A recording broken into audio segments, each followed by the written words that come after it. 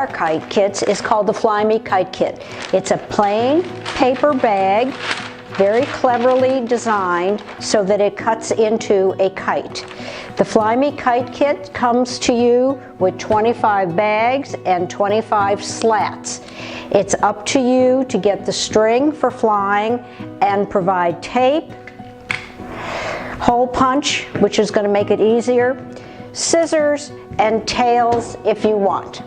So let's make this. This turns into what's called a sled kite. So the first thing we're going to do is put a piece of tape over each side of the X, right where it says the word tape. And then we add a third piece that goes across the two dark circles.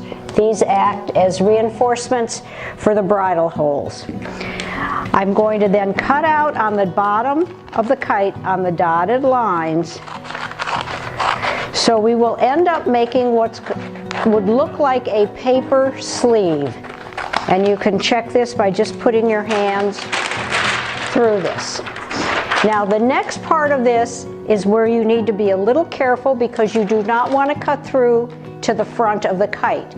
And the front of the kite is the blank area for you to decorate. Because it's paper, you can use crayons, you can use permanent or water-soluble markers. I am now cutting out the big triangle on the back on the dotted lines.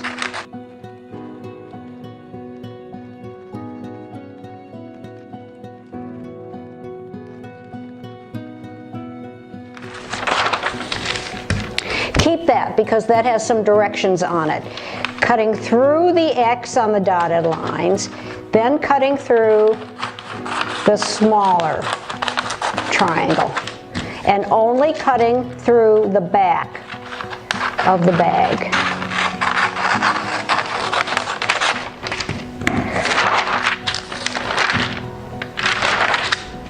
Using the hole punch, punch out the darker circles. These are for the bridle line. The bridle line is that piece of string that attaches the kite to the kite flying line. Now, we will then insert the slats or stiffeners. Sometimes it helps to use scissors to loosen the tight crease in the paper, and you will just slide the stiffeners through both sides. With each kite, they come in multiples of 25.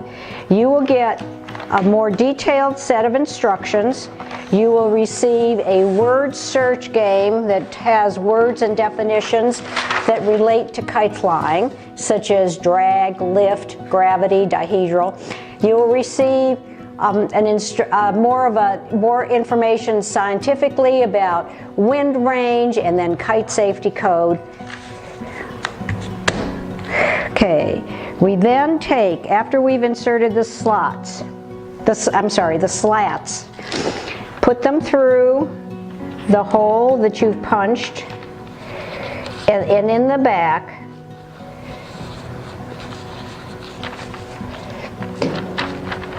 It's about 6 feet long. And if you're doing a group, I would suggest cutting the bridle lines first for everybody and putting them hanging someplace so the lines don't tangle. And you can do a nice assembly line with this kite.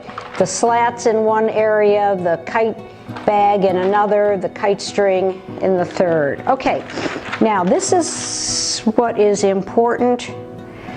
This is the important measurement with the string. They say 6 feet of line. Sometimes if I have a yardstick, I will measure 6 feet. Other times I will just take my arms and do the arm span to get me approximately 6 feet. Now, this is the really important measurement on this kite.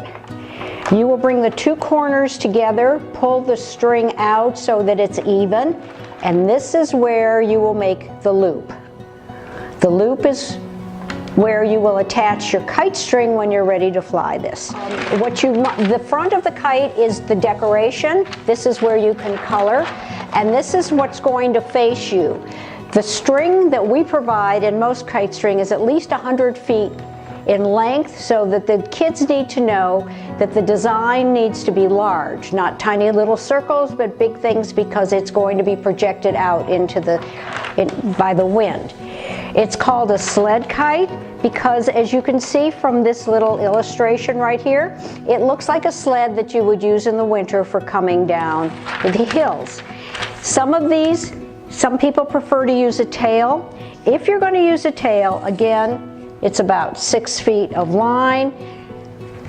The tail is wonderful, especially if it's very windy, because it helps to stabilize the kite. If you're using one tail, it's going to be in the center of the kite, and you can just tape it to the bottom in the middle. If you decide you want to use two tails, you will then take this 6 feet of line and put one at one edge.